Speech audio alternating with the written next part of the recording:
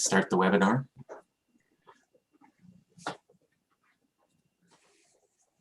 Okay, we're going to wait for a little bit here till attendees start joining. I can see the numbers going up.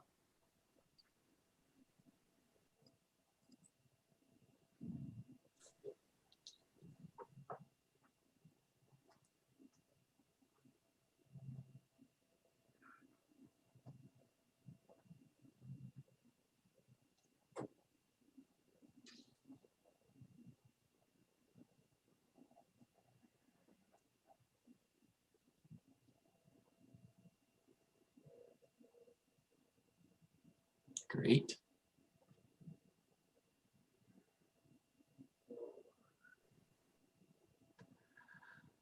Okay, I think we can get started now.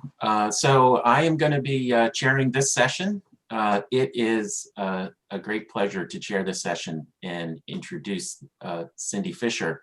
Before I start, though, I just want to make a brief announcement that the recordings of the parallel sessions are now up on the website for Thursday and Friday. Note that they include passcodes under each link, so you'll need to use that passcode so you can take a look at those. But don't do it now. Do it some other time when there are not live events happening in the conference. Welcome everybody to this session. It's a great pleasure to introduce our invited speaker, Cindy Fisher, from the University of Illinois, Champaign-Urbana.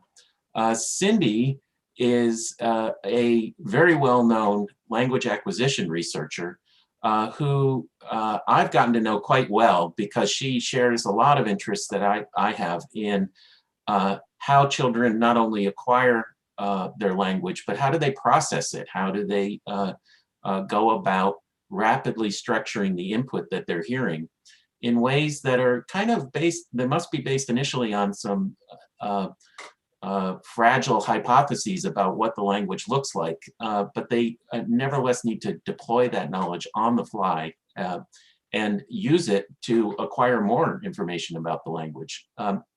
And I've always been impressed with the kind of work that Cindy has done in this area.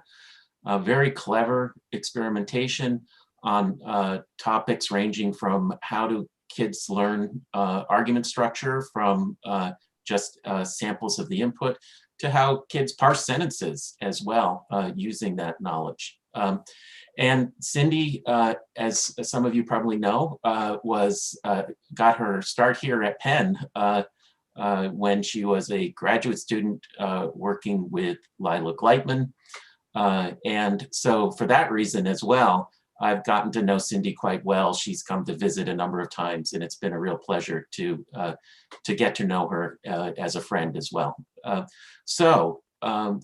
Without further ado, let me hand it over to Cindy, who is going to be giving her presentation on this very topic of learning verb argument structure, syntax, and statistics.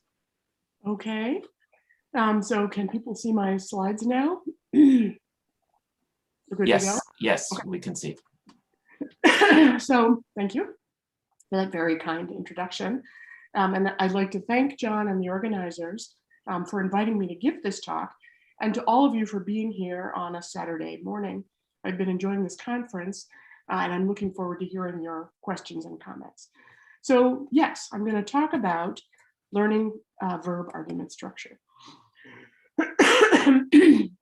Now, knowledge of verb argument structure plays a central role in both language learning and processing. So first, children learn about the syntactic privileges of each verb, and they use that knowledge of verb syntax to guide verb learning. So this is syntactic bootstrapping. And second, throughout life, we use knowledge of the probabilistic sentence structure preferences of individual verbs to guide sentence processing. And this is verb bias. And in this talk, I'm going to focus on the connection between these two phenomena.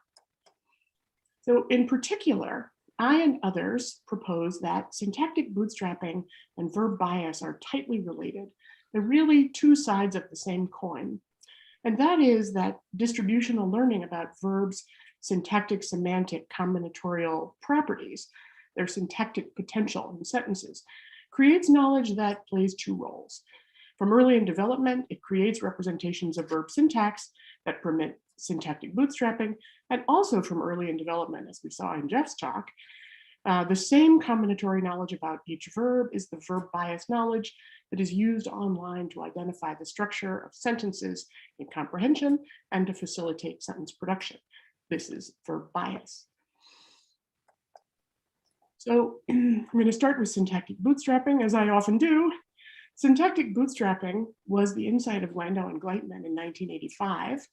And syntactic bootstrapping works because there are powerful correspondences between the meanings of verbs and the sentence structures they occur in.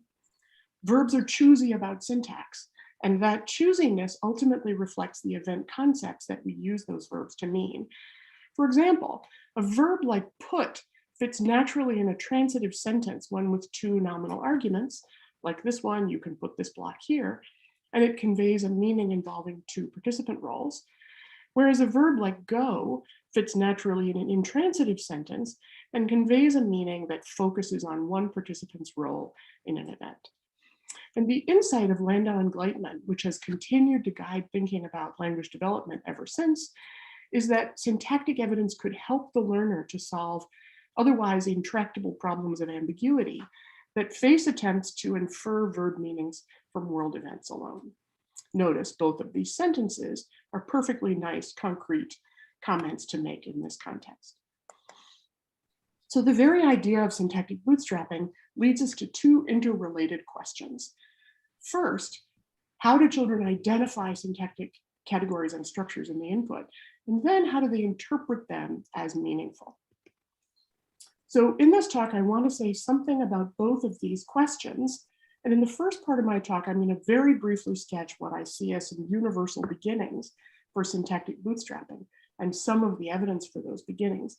The focus of this section will be a proposed mechanism that makes simple aspects of sentence structure inherently meaningful, depending on only a little learning about the grammar of the native language.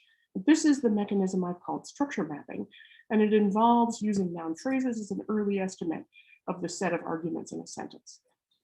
The focus of the second section will be on how children might move beyond these universal beginnings, developing more sophisticated representations of the structure of input sentences, and in turn using those representations to guide sentence and verb interpretation.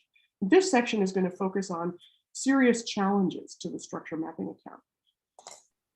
And I'm going to argue that the distributional learning mechanisms that link verbs with syntax have the right properties to address these challenges by helping learners to balance verb general and verb specific knowledge. So, universal beginnings first. Now, my colleagues and I have been developing for a long time a structure mapping account of the developmental origins of syntactic bootstrapping, on which simple aspects of syntactic structure can be identified by very young learners and treated as intrinsically meaningful. And a key component of this is the structure mapping assumption itself. The claim is that syntactic bootstrapping begins with an unlearned bias to interpret each noun phrase in a sentence as a conceptual semantic argument of a predicate term. And as a result of this bias, once children learn some nouns, can identify some nouns as such, then some aspects of sentence structure become inherently meaningful. And second, we argue that children learn facts about individual words, individual verbs in particular, but they're biased toward abstract representations of language experience. These abstract representations result from infant conceptual development and learning and infant distributional learning about language, and they serve two key roles in this account. First, they give children access to the proposed structure mapping bias to link noun phrases with argument roles, and they also permit rapid transfer of new syntactic knowledge across words. Third, for syntactic bootstrapping to work, children have to be able to encode syntactic facts about verbs before they know what the verbs mean. And therefore, we argue that children gather distributional knowledge about new verbs from listening experience, learning about how verbs combine with other constituents in sentences, simply from hearing them used in sentences, independent of access to other sources of information about verb meaning. Now, the structure mapping proposal makes a number of strong predictions. I'm not going to go over them all. My colleagues and I have been testing them over the years. And the simplest of these predictions is what I'll call counting the nouns. So via structure mapping, as soon as children can identify some nouns as such, they should assign different interpretations to transitive and intransitive verbs, essentially by counting the nouns without any further learning about the syntax of the native language. And if this is true, then the number of nouns should be an early cue to sentence and verb interpretation. We should find in particular that simple transitive and intransitive sentences with made up verbs are interpreted differently, appropriately differently from the very start of multi-word sentence comprehension, as long as the number of nouns in the sentence is informative. And evidence for this assumption comes from early sensitivity to the number of nouns in simple sentences. This is an example of a simple two-choice looking preference comprehension task.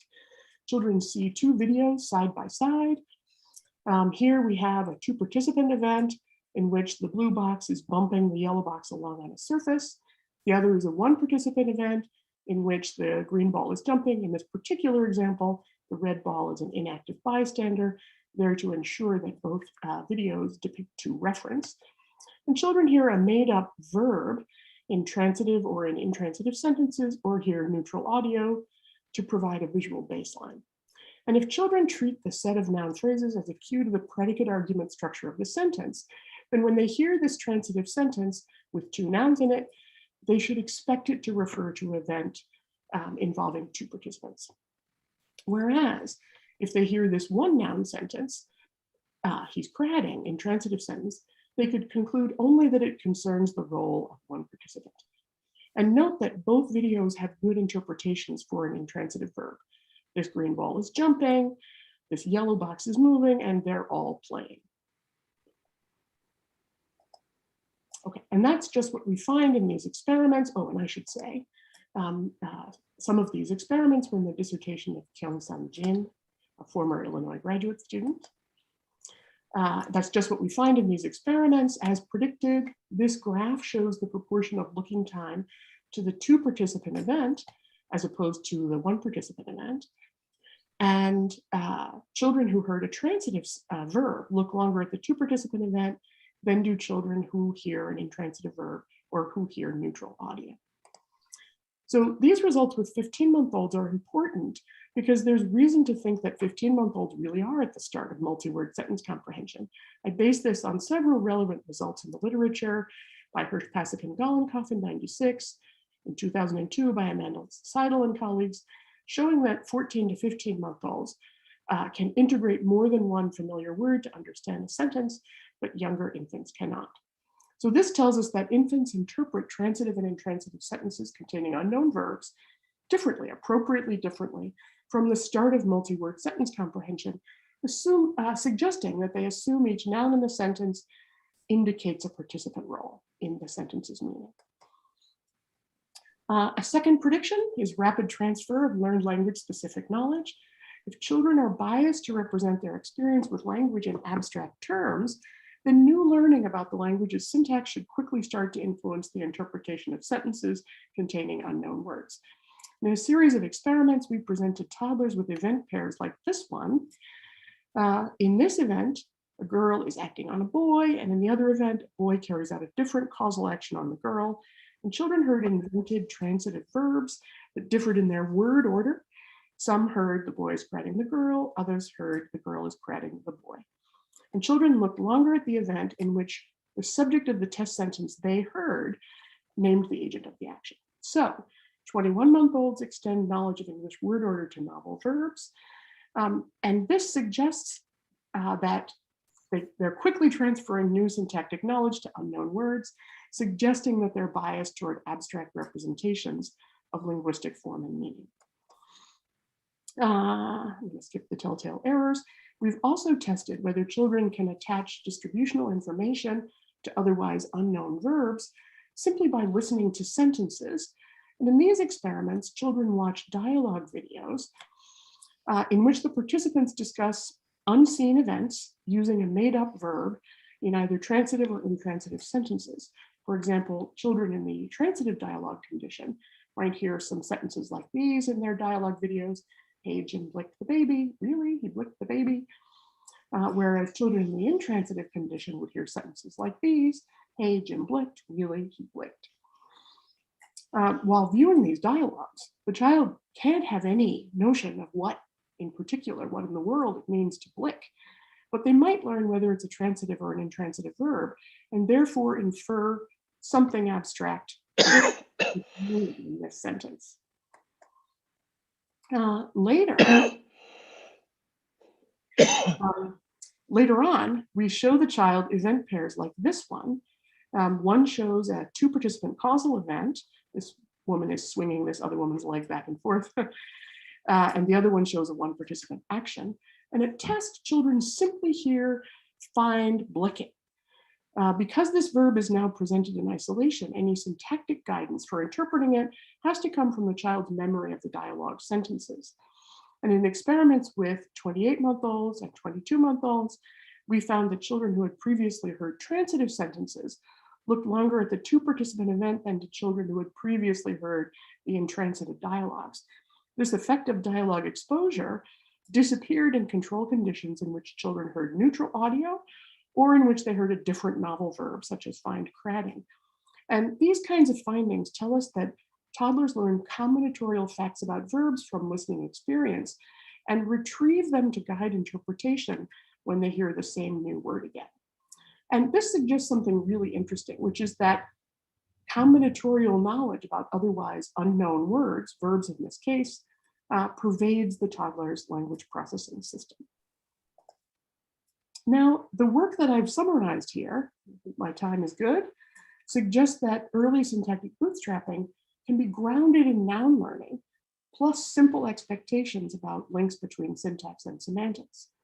Simply identifying some nouns as such gives children a rough but useful first pull on the bootstraps, yielding partial representations of syntactic structure that then guide the comprehension of sentences and verbs and provide an abstract format for new learning.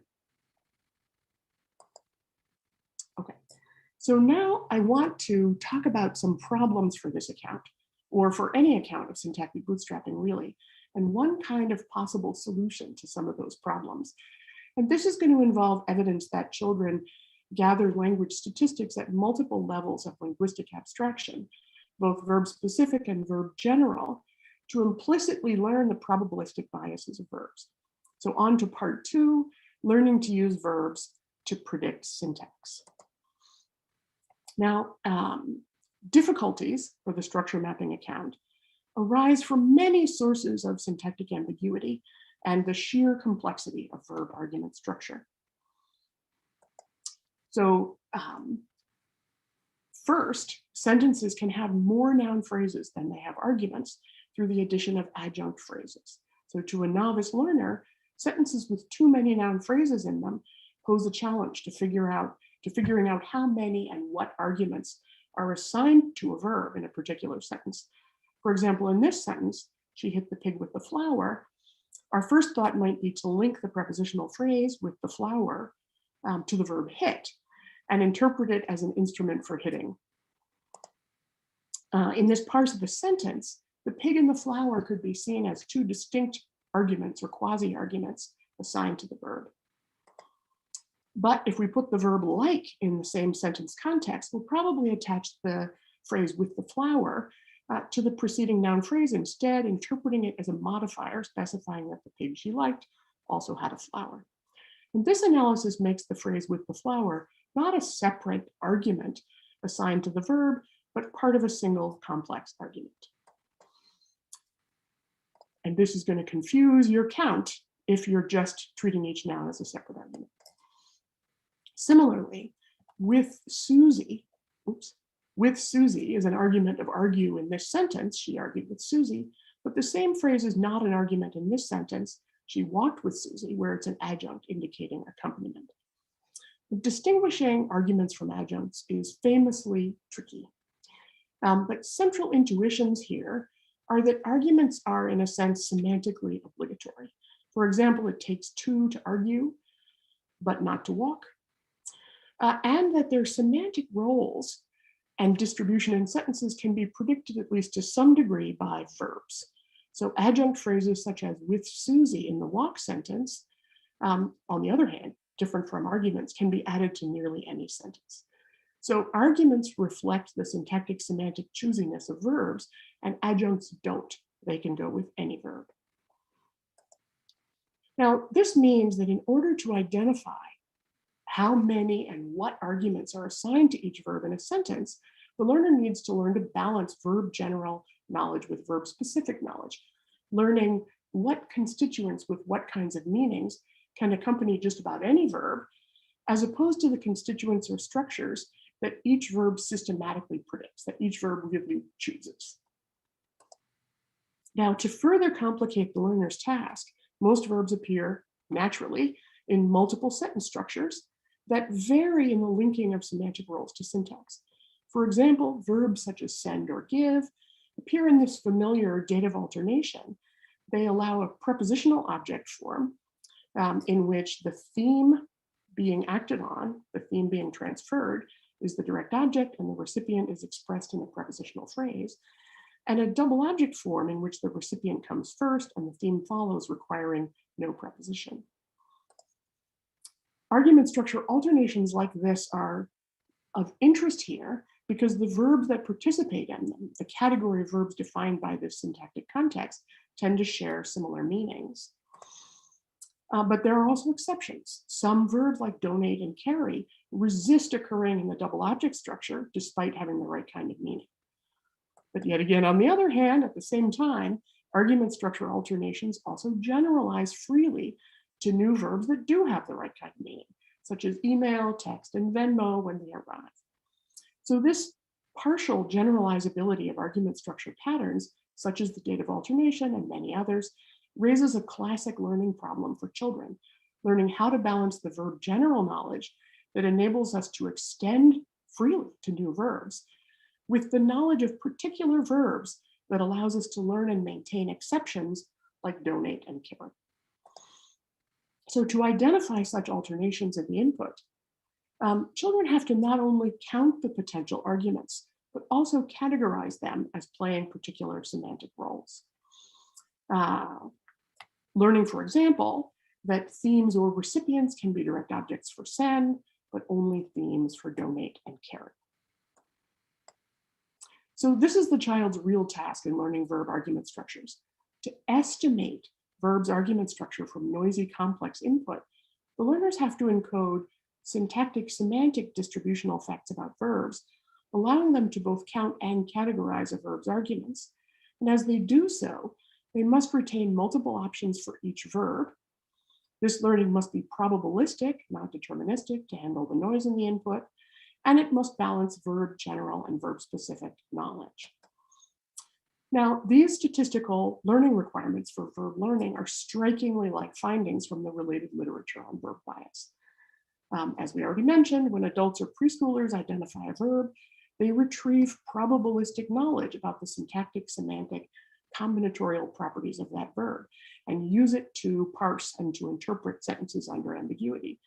This includes, in this famous study by Snedeker and Truswell, deciding whether to interpret an ambiguous prepositional phrase as an instrument or as a modifier, depending on the statistical biases of each verb as estimated from a corpus. So the verb tickle often appears in sentences that specify an instrument, often in phrases like this.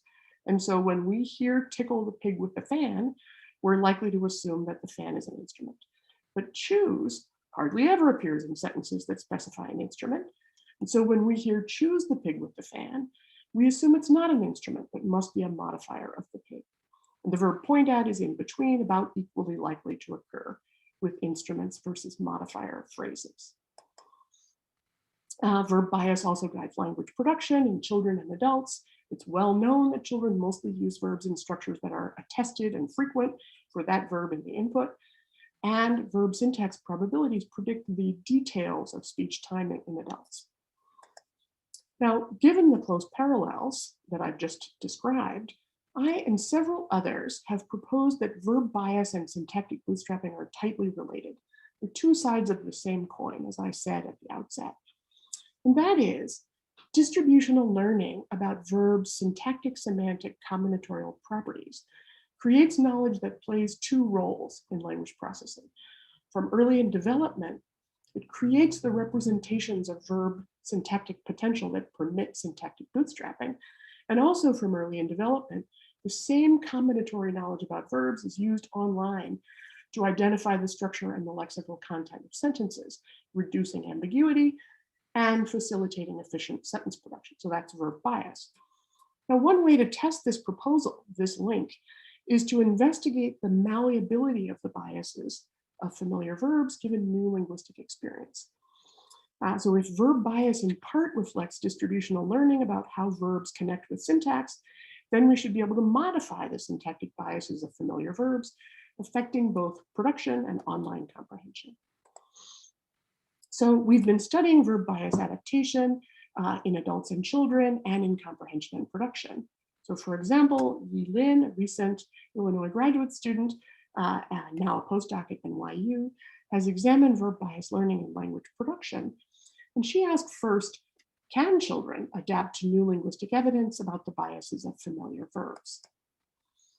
Now, we used a repeat and complete video description task that was adapted from previous studies of syntactic priming by Carolyn Rowland and of verb bias learning in adults by Coyle and Kashak.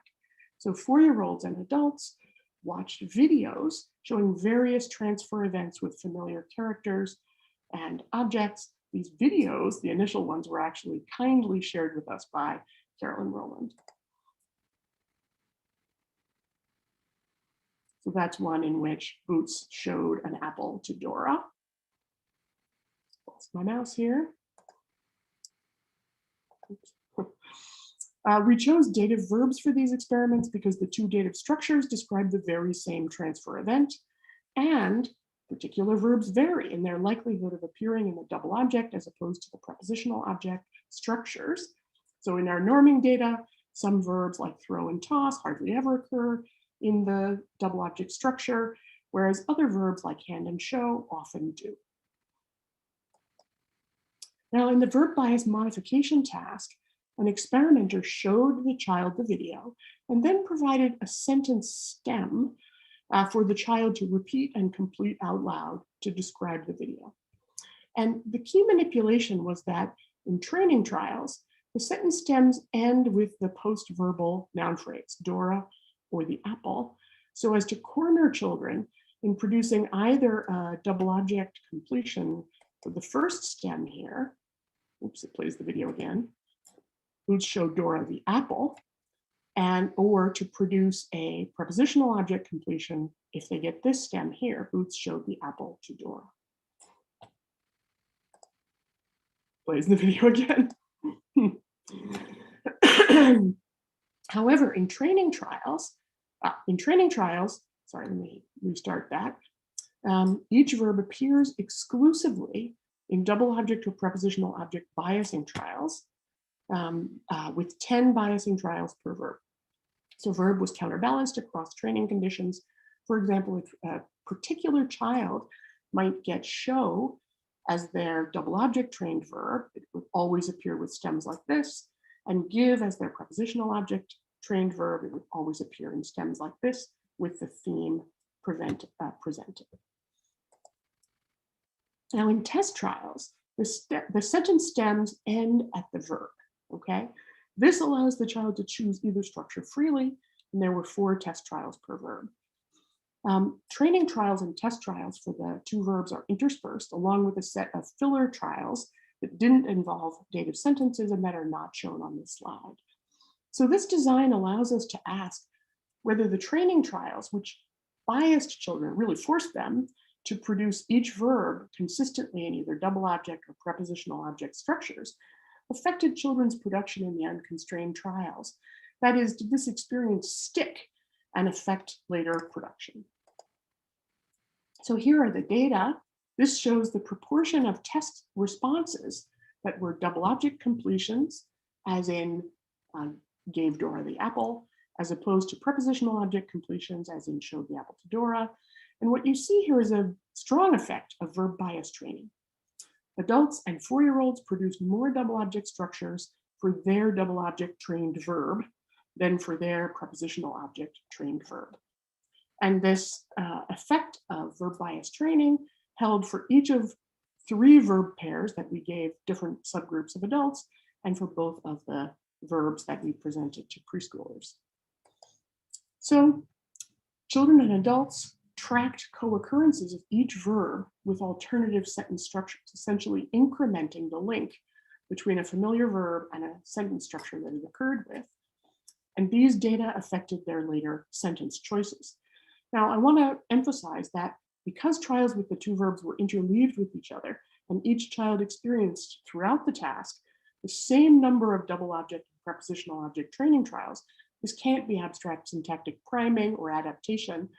The only way to learn something in this task is to collect these statistics about each verb's distribution in sentences. Next, we asked the important question for current purposes. Does verb bias adaptation depend on simultaneous learning at multiple linguistic levels? This was also part of Yi Lin's dissertation work and is a collaboration with Malte Totato.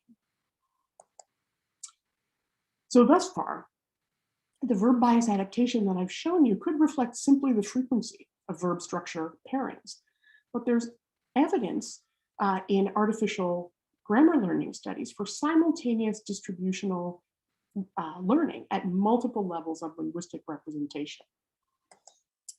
So that is, several studies of artificial language learning, mostly in adults, have found more successful learning of the biases of individual verbs if most verbs in the artificial language were strongly biased, what they called a lexicalist language, than if most verbs alternated in what they called a generalist language.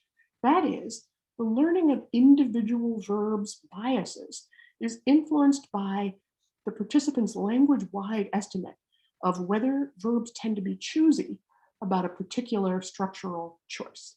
And the first example of this finding came from a seminal study by Wanacott, Newport, and Tannenhouse in 2008.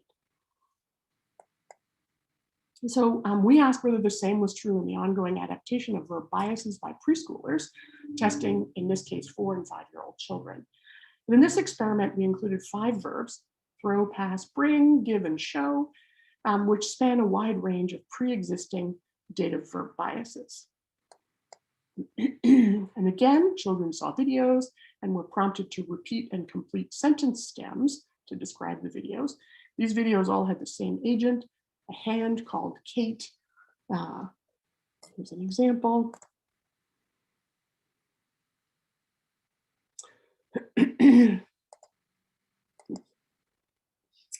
Each child in this experiment received 50 training trials, 10 training trials each for each of the 5 verbs. And the manipulation was the task worked in the same way as before. The training stems again ended with the post-verbal noun phrase, creating double object biasing trials like this one, or prepositional object biasing trials like this one. So if you get this stem, you have to describe this video as gave the pig the key. And if you get this stem, you have to describe it with a prepositional object structure, gave the key to the pig. I can't control the playing of these videos, obviously. And again, test stems ended at the verb, allowing children to choose either structure and allowing us to measure verb bias learning that sticks from the training trials. There were again 4 test trials per verb. But here is the key manipulation in this study. Following Wanacott et al., we created a lexicalist and a generalist training condition. Children in the lexicalist condition received training trials in which most verbs in the experiment were biased. So 2 verbs appeared exclusively in double object structures during training, and 2 appeared exclusively in prepositional object structures in training, and only 1 verb alternated equally between the 2 structures in the training trials. In the generalist condition, most verbs alternated. 3 of the 5 verbs in the experiment appeared equally often in double object and prepositional object training trials. Only 1 verb appeared exclusively in double object structures, and one verb appeared exclusively in prepositional object structures during the training trials. Now, if verb bias adaptation depends on simultaneous learning at multiple linguistic levels, then the lexicalist condition should encourage strong learning of individual verb biases, because our estimate would tell us that verbs matter in this context, but the generalist condition should discourage verb bias learning. And this is exactly what we found. Preschoolers in the lexicalist condition, in which most verbs were biased, showed a strong effect of verb bias training, producing more double object completions for the verbs that they encountered in double object biasing stems and training. Whereas children in the generalist condition, in which most verbs alternated between the two structures during training, showed no significant verb bias learning in this case. So, children's productions in test trials were strongly influenced by verb bias training only if most verbs were biased, and therefore only if verb identity was generally a good predictor of sentence structure within the new language experience provided in the experiment. So this suggests that the children tracked both verb-specific and verb-general statistics about what structures were used to describe transfer events in this experiment. And verb bias adaptation in our task was titrated by this overall estimate of whether verb identity predicted structural choices within the experiment. So this finding in children's verb bias adaptation, mirroring the prior artificial grammar learning work by Wanacott et al. And others, reminds us that this is what I take away from this. The availability of abstract representations does not force learners to generalize all learning broadly. Instead, learners use the linguistic evidence to determine which patterns are conditioned on particular verbs and which apply broadly across verbs. This learning is guided by a multi-level estimate of the statistics of the new input environment. So we began with two mechanism questions. How do children identify syntactic categories and structures and then interpret them as meaningful? And this verb bias adaptation work most directly concerns the first of these two questions, how children identify the syntactic structures that are closely linked with each verb. But we think that the multi-level statistical learning of verb bias that we see in these experiments may have the right properties to allow children to go beyond simply counting noun phrases in noisy and complex linguistic data. So verbs and other predicate terms predict the form and meaning of sentences. So a learner who simultaneously tracks verb syntax co-occurrences at multiple levels of linguistic representation may be able to sort out what linguistic patterns are relevant to each verb. So that is, to separate arguments from adjuncts and to work out when to generalize versus when to maintain lexical exceptions in your model of the grammar and lexicon. So for example, exposure to language statistics might tell English learning children that individual verbs are pretty good predictors of the choice of dative structure, double object versus prepositional object, and that verbs are good predictors of whether a with prepositional phrase likely refers to an instrument as opposed to a modifier, but also that individual transitive verbs are not good predictors of the choice between the active and passive structure, for example, and that any transitive verb can appear in a WH question, such as which cat did the dog hit?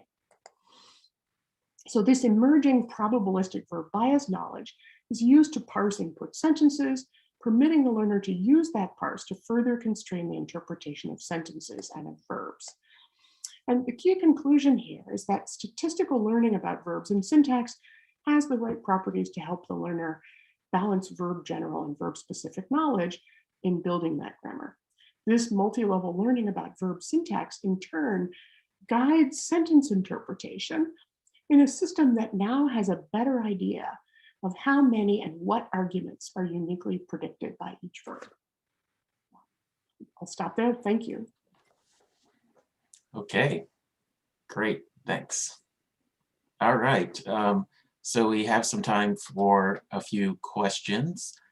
You can put them in the Q&A box. I can actually start with one question myself at this point. So this idea about verb specific and verb general statistics, it has had sort of a long history. You know, there's, as you know, like the idea of being verb compliant and frame compliant that has been talked about in work like with Nagels, I believe, and others. And I've often wondered, like, where does it start? What is the initial preferences? Are they, you know, are they starting with structural preferences and imposing them on the verbs, or are they starting with a verb or a couple verbs and then going to the structure? And presumably the adult is relying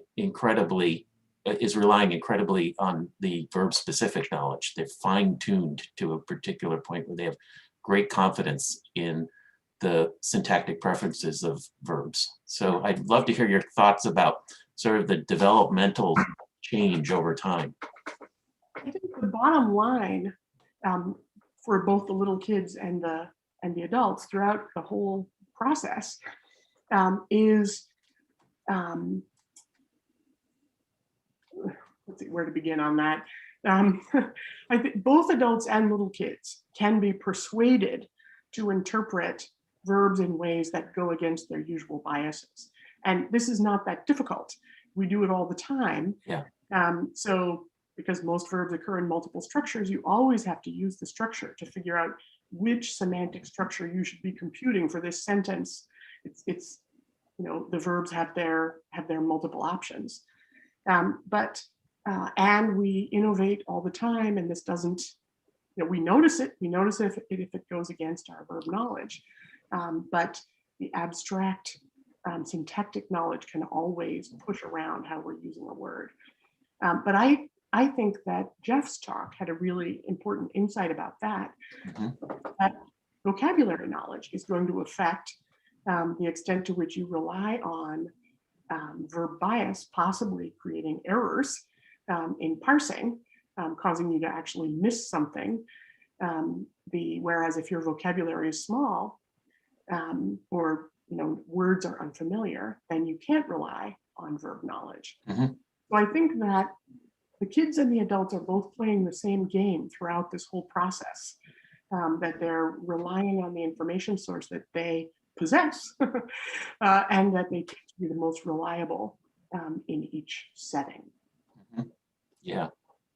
Yeah, it also does remind me a little bit of work long ago from Giuliano and Tannenhouse, and also I think Ted Gibson had a little bit on this too, looking at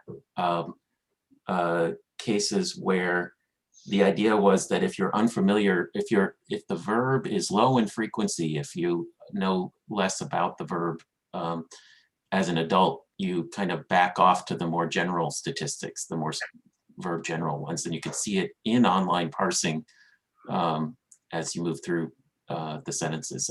And so it'd be really kind of cool to see the connection there to development. I don't know. I wonder whether it would be a similar explanation.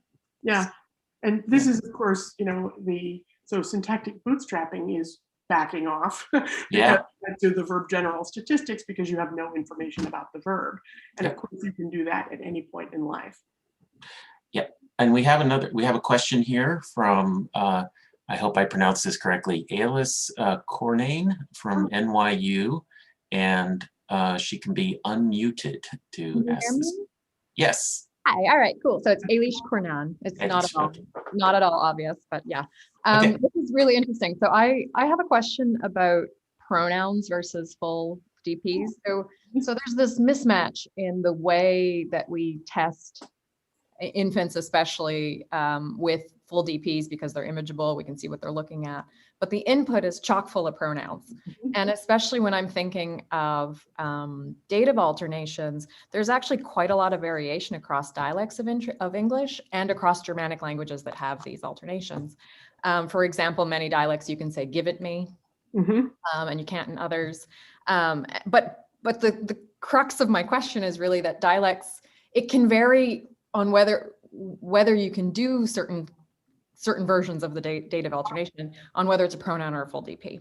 And I guess I'm interested in, what are babies tracking? Do they treat pronouns as the same category as a full DP, or is it more surfacey?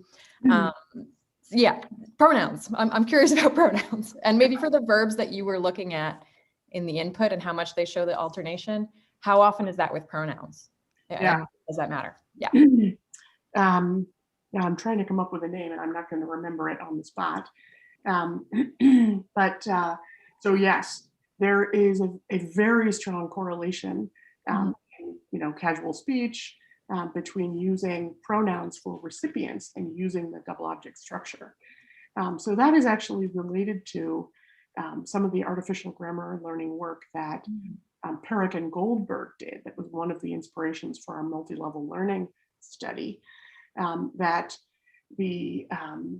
We didn't include this kind of factor in our experiments, though I would love to.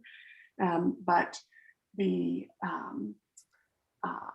learning to treat the verb as a predictor of syntax is happening in a system that's also learning other predictors of syntax, like whether something is a pronoun, like the information structure. And all of these things do affect the sort of relative identification in the whole system of what the best predictors of syntactic structure are. So yes, the kids are doing this at the same time, and I think that is the way that is going to end up being a good way to think about how children figure out how to interpret constituents used at these multiple levels of analysis. There are so many things there that I feel like I'm not sure I answered your question very completely. But yeah, well, thank you. Yeah, and it's interesting just to think about work that thinks about that difference and like the formal representation of the argument, right? Yeah. Right, and you might actually predict that correlation is so strong that children would learn from language input that verbs aren't predictive at all, because it's really the use of a pronoun that might be a stronger predictor. And I tend to think, this is sheer speculation, but that one of the reasons that verb bias still gets learned, even when an honest look at a corpus might suggest that it wouldn't be, is because of the noise in the learning. And once you learn that verbs predict structure in general, which they do, then that becomes a sort of an over hypothesis about where to look for predictors. It's not the only place, but it's a good place. Yeah, thank you so much. Yeah. Okay, great. So that was terrific. I think we are out of time. We're going to go on to the next presenter. So Cindy, thank you very much. That was terrific. Found it really interesting. And we will now thank you, everybody, and go on to the next presenter, which is Catherine Davies. Right. I'll just share my screen. Yes. Which I'm struggling to see how to do that. Can someone? Oh, sorry, I got it.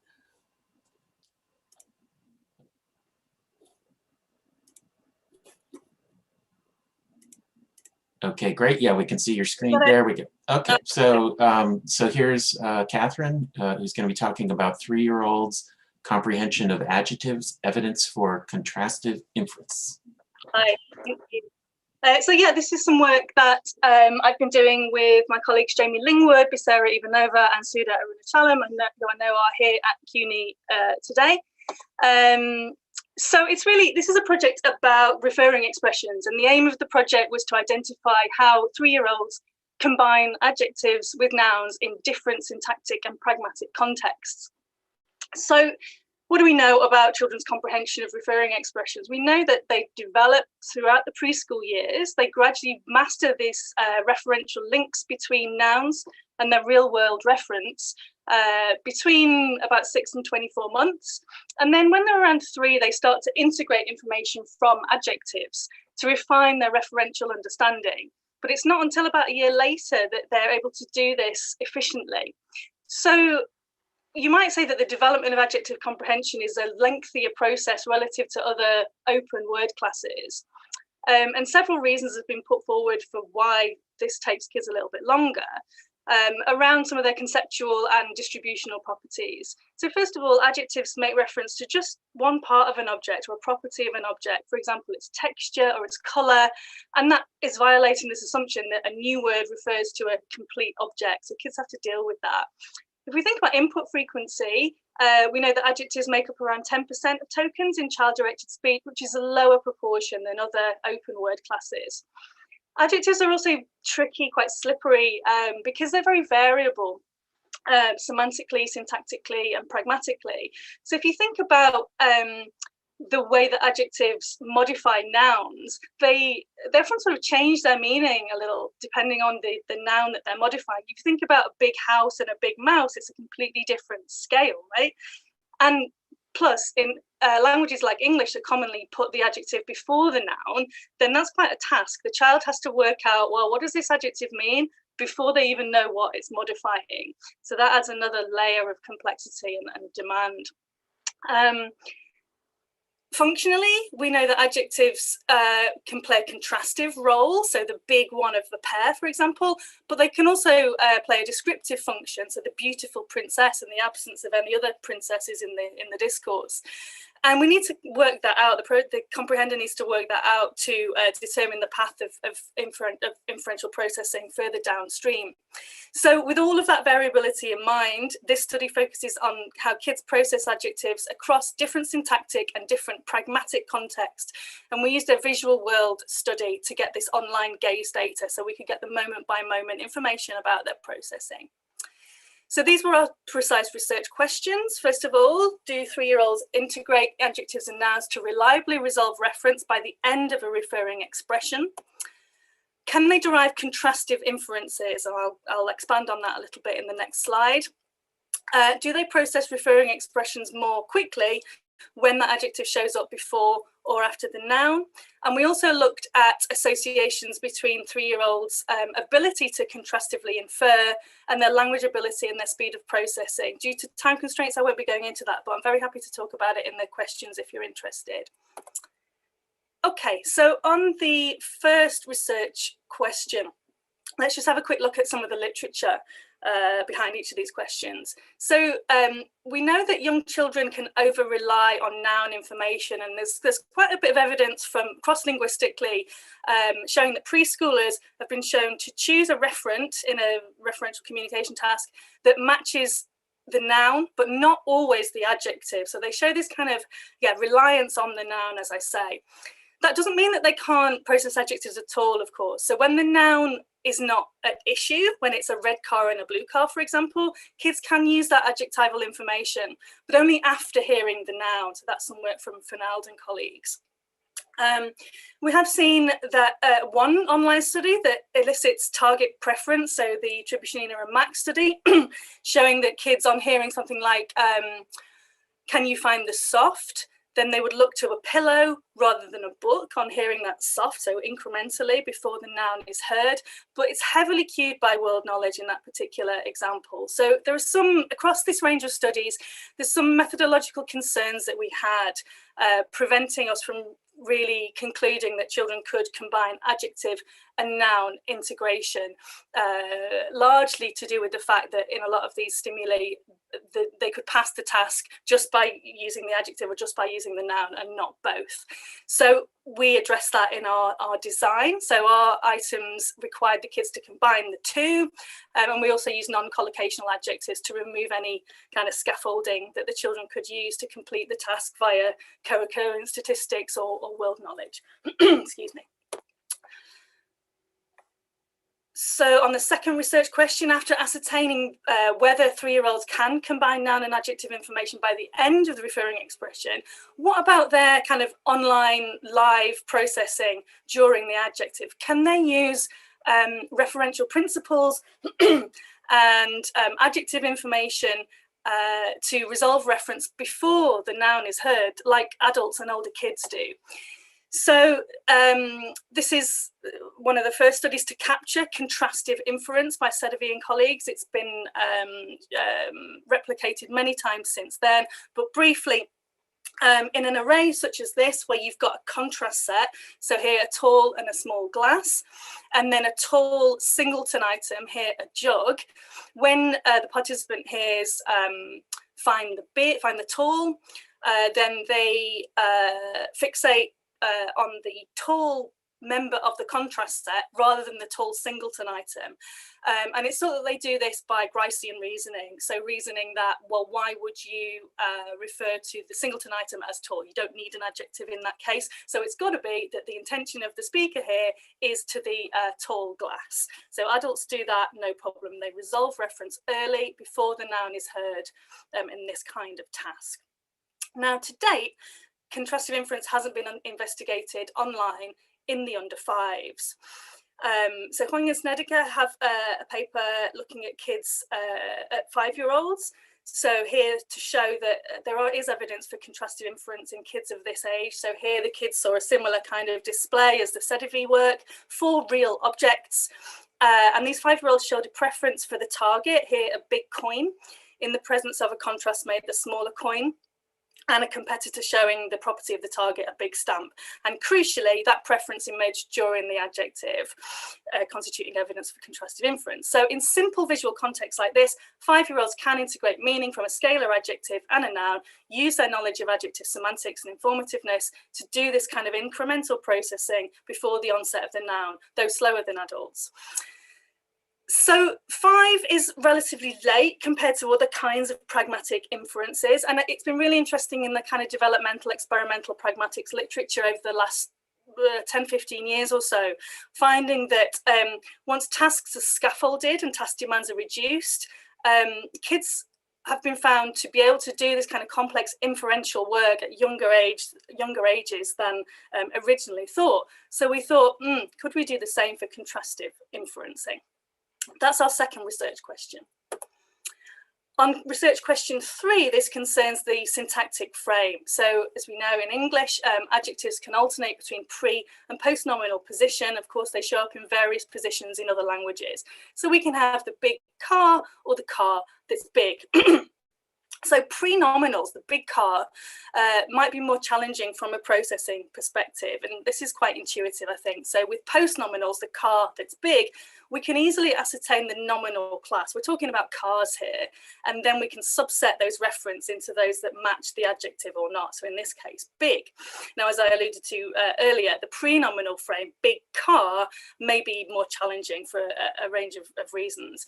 There's not been too much work into this kind of question, but of a couple of studies, there is some evidence to show that post-nominal frames, there's a post-nominal advantage, as we would intuit, it would help processing.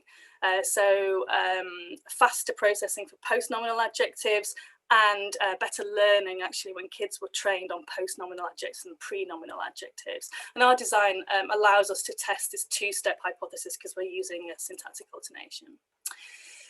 So what did we do? This was 2 experiments I'm going to report today. The first one was with an adult comparison group. So we've got 3 samples here. So these kids were age 3 and they're sort of relatively older age, year of third year.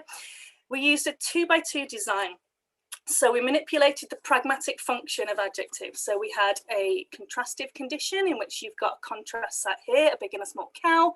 And we had a descriptive condition where there was no contrast mate here, no noun competitor. So there's a single cow here. You'll see that in both conditions, there's an adjective competitor. So a big something else, here a big flower. In both of the conditions. And we also manipulated the syntactic frame. So we presented adjectives either in pre-nominal or in post-nominal position. And hopefully you'll be able to hear that. Where's the big cow? Pre-nominal and, oops, oh. Okay, that sound file wasn't working, but it's where's the cow that's big?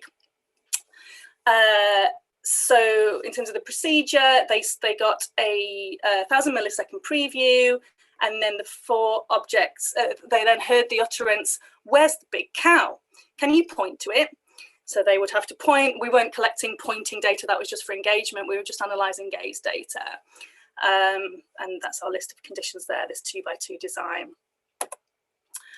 Okay, so looking at our research questions, what did we hypothesize? Well, based on the literature, we hypothesized that by the end of the referring expression for research question 1, they would be able to do this, be able to combine information from the noun and the adjective.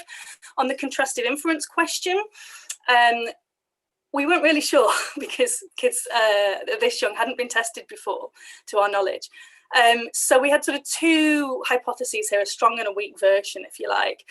So if that contrastive inference ability was there, we would expect to see, as in adults and older kids, during the adjective, we'd see a stronger target preference, so more looks to the target in the contrastive condition. They're able to use this contrast set to deduce that the adjective refers to this cow here.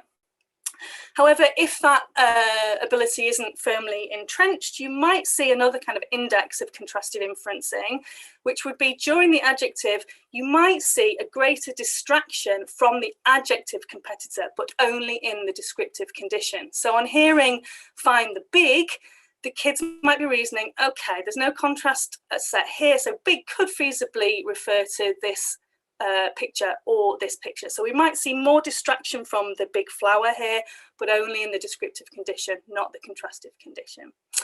On the syntactic question, we hypothesize that the post-nominal adjectives will be processed faster. There'd be earlier looks to the target in that condition.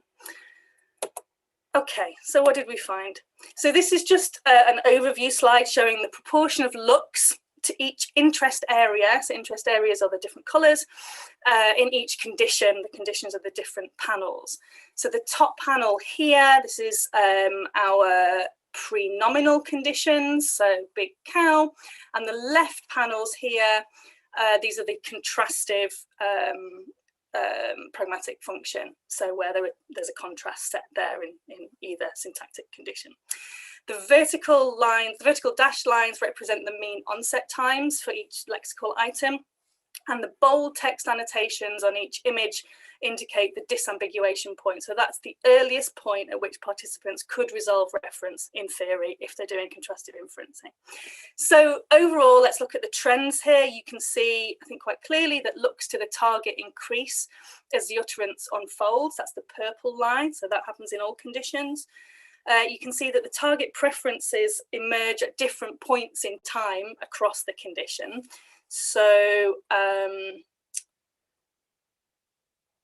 in the pre-nominal contrastive condition, this is our contrastive inference condition, you can see that the emergence of the target preference is around the noun offset, so the big cow, and that's a little spoiler, I guess, suggesting that preschoolers aren't drawing contrastive inference here. You can also see that competition emerges from different interest areas across the conditions. So again, in this pre-nominal contrastive condition, you can see most competition for the target here is the adjective competitor. So both things that share the property big. Now in the post-nominal contrastive, recall that they're hearing something like the cow that's big. The competitor here is the noun, right? So we don't know which cow it is. And then as the adjective is heard, the small one kind of drops off. Okay, so let's look at the analyses addressing each of our research questions. So our first research question about whether kids can resolve reference, use both noun and adjectival information by utterance end. Our interest period here is after the offset of the utterance, so this 2000 millisecond window here, after they've done all that kind of lexical processing. So we analysed gaze probability ratios for the target, which is a proportion of looks to the target over looks to all of the other competitors. And you can see, I think, quite clearly that in all conditions, they prefer the target, right? So there's a target preference during that post utterance period. So yes, we can see that kids can genuinely combine noun and adjective information here at 3. On the second research question, contrastive inference, we had these 2 hypotheses of differing strengths that I mentioned. If we just visually inspect the pre-nominal contrastive panel, so that's the purple line in the adjective period, so our time region of interest here is during the adjective. So I'll just take that away so you can see. The purple line here, I mean, it's still very much kind of wound up with all of the other interest areas, suggesting that contrastive inference is out of reach of this age group. But looking at this statistically, we use growth curve analysis using target advantage as the outcome variable, and that indicates the extent to which a specific competitor, here the adjective competitor, the big flower, draws attention away from the target. And using the GCA the analysis here, you can see that there's no difference there. So those lines are absolutely on top of each other. There's no difference between conditions. Kids aren't preferentially looking at their target in the prenominal condition, the prenominal contrastive condition. So no contrastive inference here, either developed or emerging. On our third research question, the effective syntactic frame, recall that we hypothesized a post-nominal advantage based on that two-step model of adjective comprehension. So here we restricted this analysis to those conditions in which the adjective was required, so only the contrastive conditions. And we investigate the effective syntactic frame by comparing the proportion of looks to the target during the post-utterance time window, once all of that kind of on-the-job processing has been done. And looking at the GCA curve here, there's no difference there between conditions, so no effect of syntactic frame. Kids are processing pre-nominal and post-nominal utterances in the same way. There's no preference for the target there between conditions. Okay, so a review of the findings for our first experiment. We've got clear evidence for kids' ability to combine adjective and noun information. We've got no evidence of contrastive inferencing skill, direct or emerging. It looks like they're using a sort of wait and see strategy. So let's wait for the noun. We're not sure. We'll wait for the noun rather than incrementally processing via pragmatics as older kids and adults will do. And no post-nominal advantage, as I said. So having taken stock of these data at this point, we started to wonder whether the methodology that we used and that others have used might be masking children's abilities to contrastively infer, stemming from the linear nature of language. I'll explain using a previous slide what I mean here. So because our naturalistic stimuli were presented as continuous speech with no gaps, children's relatively slow pragmatic processing of the adjective might have coincided with the presentation of the subsequent noun. So this part here where the preference is emerging for the target, we can't be sure on the basis of this design, this method, whether this preference here is because of the noun, the incoming noun, or because of old processing. So there may have been some contrastive inferencing work that went on here, but in kids, this might just be slower, and it's only manifest during the noun. So it's kind of a design fault, if you like, that the noun and the late potential contrastive inferencing are kind of running into each other. So we thought about inserting a pause into the stimuli. So if we inserted a pause after the adjective, that would give the kids time and space to reveal any latent pragmatic abilities, any contrastive inferencing that may be happening more slowly before the noun is heard. So that's what we did. We amended our stimuli. So here the main difference was that we inserted a pause into the audio. Where's the little fairy? Okay, so 500 milliseconds of silence was inserted between the offset of the adjective and the onset of the noun.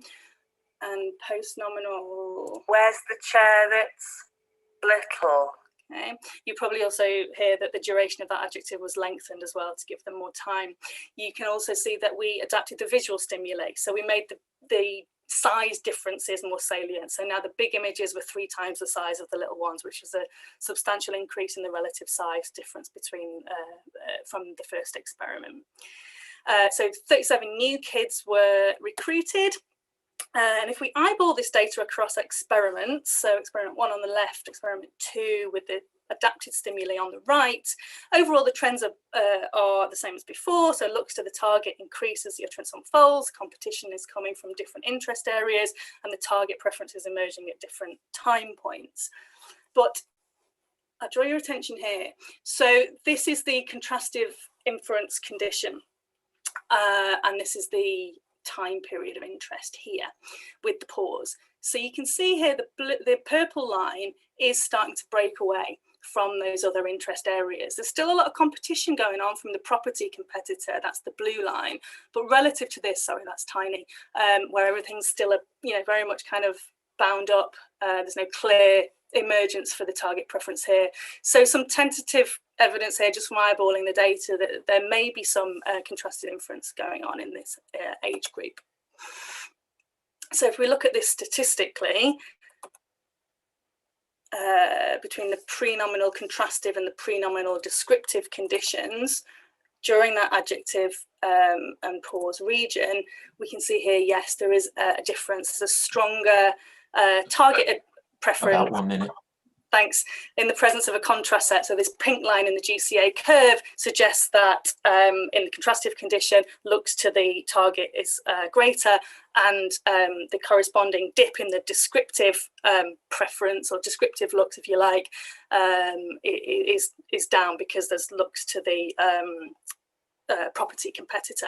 So these results are supporting these two manifestations of contrastive inference in 3-year-olds, facilitated by our slower presentation. Sorry, I'm going to speed up here. So this is our results across the 2 experiments in the adult control group. We replicated our first and third research question in both experiments, and the second experiment we start to see the contrastive inferencing. So why might this be? It's clearly by giving children some time and some visual cues, it seems that we're able to reveal some contrastive inferencing ability in kids at 3 years of age. So why is this? Well, so this kind of processing, you've got to coordinate these strong bottom-up constraints from the auditory signal with top-down resource-heavy referential constraints from what we know about pragmatics and from the visual array. And it seems like this takes time and resource. And given time to do this, we've shown that kids as young as 3 are able to show some evidence for that. I think the size difference is also important. It's impossible to tell from our kind of adaptations which particular adaptation clinched it for us. Future research needs to look at that. But I think robust comparison skills are central to our task. They're going to need a clear standard of comparison, and I think those salient size differences really help them there. Okay, I'm going to finish up there as I'm out of time. Thank you. Okay, great. Thank you for a terrific talk. That was very interesting. We have a question from Jeff Litz, if he would like to unmute himself. Yeah, thanks, John. Thanks, Catherine. That's a really... It's hard to hear you, Jeff. Oh, is that better? Yeah, it's good. Okay. Yeah. Anyway, thanks for that really super interesting talk. I'm wondering about the, maybe you said this at the very last slide, I'm not sure, but I'm wondering about the lack of contrastive inference and how much that might be an artifact of the stims. Like in the case where you had the big flower, that flower was so much bigger than the cow and the tree, and flowers are normally much smaller than cows and trees. And when you had the little pear, it was like super tiny compared to those other things. And so I'm just wondering if the degree to which something seems to be big is kind of pulling attention away so that you can't see your contrastive inference. Possibly, yeah. So in the first experiment, we, I mean, there were, when you're constructing these stimuli, there's always various conditions you need to satisfy, onset, sound, etc. So we didn't really think too much about real world size actually in the first experiment, but in the second experiment we made more effort to do that, actually, to have the images kind of reflect their real world relative sizes. So yeah, possibly in the first experiment it is that kind of cartoon nature of those kind of different sizes of images that might have masked contrastive inference ability. Again, it's just unfortunately just another thing to kind of throw into the pot with all of our adaptations. Yeah. we need some project students, I guess, to kind of do all this iteratively to try and ascertain which adaptation or adaptations allow kids to do that. Thanks. Yep. Thanks. Okay, we have a question from Alex de Carvalho. You can unmute. Okay, hi, can you hear me? Yes. Yes. Thank you a lot for your talk. So I was wondering whether the difficulty that children have in understanding the contrastive part of adjectives in your task could actually be something more like they are struggling with the pragmatics, because how could they probably realize that in this task, like there were, like big was a relevant information for them, right? I was struggling a little bit to like realize how they could understand that, you know, maybe you are assuming that they noticed that they could find a big cow and a small cow, right? But maybe they're thinking about other things, and big is just something that they could not use because they were not expecting anything about big and small. Like maybe if you introduce the pragmatic context before, like clearly showing them, oh, look, this is a big cow, this is a small cow, this is a big flower, this is a small flower, right? Maybe they could realize that, okay, in this task, there are like big and small is important information to rely on, right? And then when you ask them, can you find the big cow? Maybe they would perform better. Yeah, there is some evidence out there exactly along those lines. That's either you've got great intuitions or you've read the paper. I think it's a 2014 paper from Adrian Weissleider's lab, if I remember correctly. But yeah, when the kids were kind of trained very much to notice those size differences, then if I remember correctly, the 4-year-olds in that study were able to do that. So yeah, I mean, we had practice items, so the kids, they weren't training, but it was just practice on the procedure. So the kids would have, you know, become accustomed to the use of those adjectives. And the reason we chose big and small were because, you know, they're really acquired. In a previous corpus study, we've got evidence to show that, you know, they are some of the most common adjectives that occur in CDS. So the kids shouldn't have too much difficulty with the particular adjectives. We'd like to expand this actually and test it on other types of adjectives, of course. But yeah, so you're suggesting that one of the reasons why we didn't detect CI in the first experiments because they just weren't kind of attuned to those differences? No, just because they could just struggle to, like when you say, can you look at the big cow, right? And you only see that they're looking to the target after the noun, right? And not on the big, right? So maybe in this scenario where you have, where big is like some kind of contrastive information that could already help them, they are not using it because they were simply not expecting to find this information there. So I was wondering whether that could explain something, and that if you had something before the task, clearly introducing this distinction to them, or even just maybe naming each of the pictures individually before you make them choose, right? They would perform better. Yeah, maybe. Yeah, I mean, there is some other work showing that kids, you know, listen through adjectives. So yeah, possibly they would have just, you know, jumped into the noun or focused on the noun, yeah, rather than the adjective. Thanks. Thank you. We have just time for one more question. We can do Camilo Rodriguez Ronderos, who will be unmuted, I believe. Yeah, hi. Thanks a lot for this. So I have a question about the results of your experiment too. So maybe I didn't see this correctly, but it seemed like in the pronominal descriptive condition, during the adjective region, there was a preference for fixating the property competitor. Is that correct?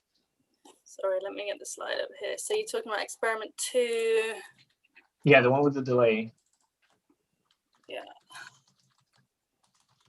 Yes, in the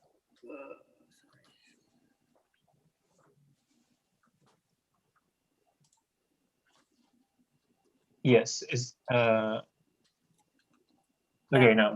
Yeah, here we go. So the target Sorry, this is experiment 1. Yeah.